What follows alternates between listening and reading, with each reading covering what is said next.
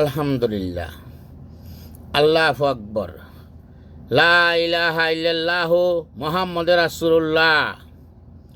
আমার প্রিয় ভাইয়েরা বোনেরা, রাত পোহালে জুম্মা, সবাইকে জানাই জুম্মার ভালোবাসা।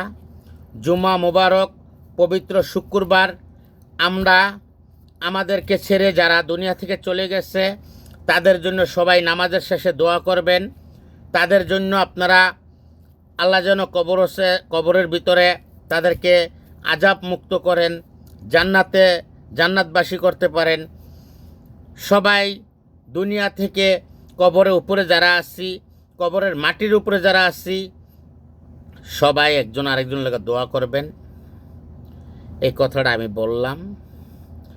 সবারই তো মা বা ভাই বোন আত্মীয় স্বজন গেছে না কোন, তা আমরা যদি একজন আরেকজনের লেগে দোয়া করতে পারি উপর থেকে, আমাকেও তো যাইতে হইবে কবরের ভিতরে। এই দুনিয়াতে অহংকার করে কি লাভ, হিংসা করে কি লাভ? কোনো লাভ নাই।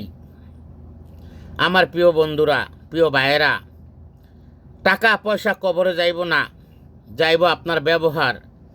আল্লাহর জন্য কি কামাই করছেন সে কামাই আপনি নিয়ে যেতে পারবেন, টাকা পয়সা নিয়ে যেতে পারবেন না। হিংসা বুদ্ধা বাদ দেন, সবাইকে ভালোবাসেন। আসসালামু আলাইকুম।